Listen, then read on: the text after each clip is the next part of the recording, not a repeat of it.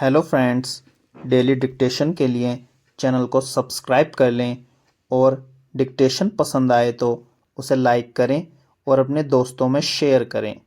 यह dictation 5 second बाद शुरू होगी।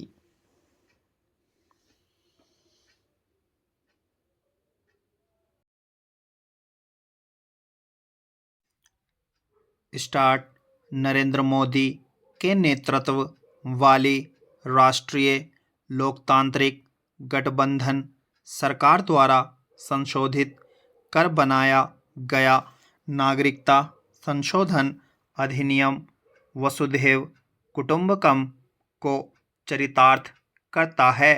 मानवता को परिपुष्ट करने वाला एक भारतीय कानून है।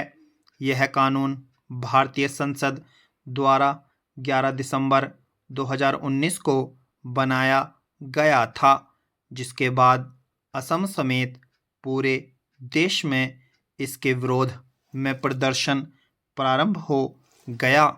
विपक्षी दलों द्वारा मुसलमानों को यह कहकर भ्रमित किया गया कि सीएए से उनकी नागरिकता खतरे में पड़ जाएगी।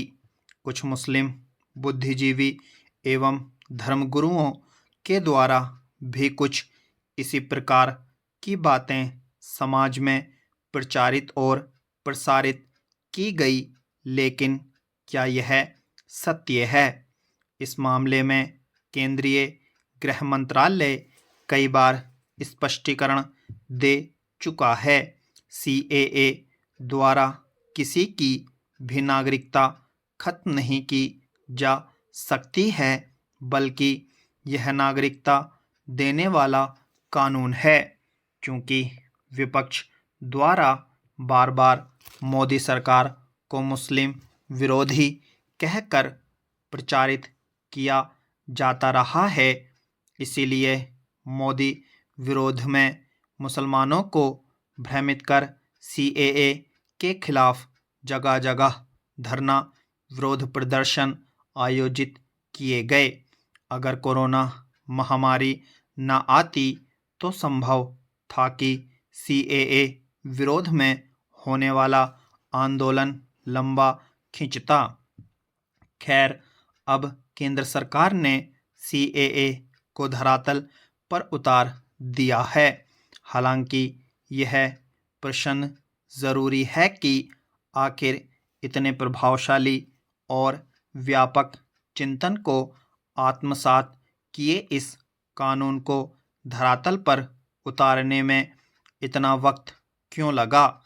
यह सवाल न केवल प्रतिपक्षियों के द्वारा पूछे जा रहे हैं, अपितु मुसलमान बुद्धिजीवी भी इस प्रकार के सवाल पूछ रहे हैं। चलो, जब यह कानून लागू कर दिया गया तो इससे आपत्ति किसे होनी चाहिए? विपक्षी पार्टियां तो इसलिए आपत्ति दर्ज करा रही हैं कि उन्हें सत्ता फिर से प्राप्त करना है, लेकिन बिना कुछ समझे मुसलमान लामबंद होने लगे हैं।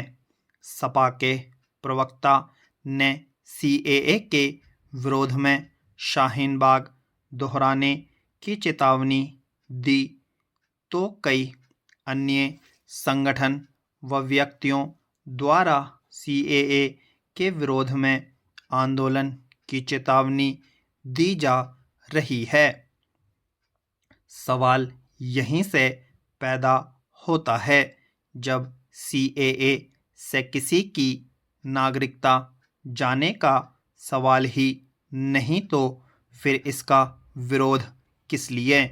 जब केंद्रीय गृह मंत्री अमित शाह स्पष्ट कह चुके हैं कि हमारे मुस्लिम भाइयों को गुमराह किया जा रहा है और भड़काया जा रहा है।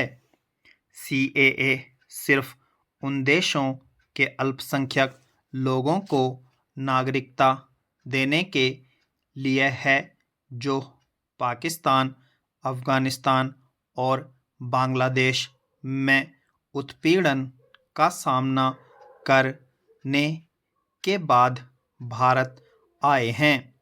यह किसी की भारतीय नागरिक की नागरिकता छीनने के लिए नहीं है। ऐसे में इस मामले में विरोध का मामला पूरी तरह राजनीतिक प्रतीत होता है।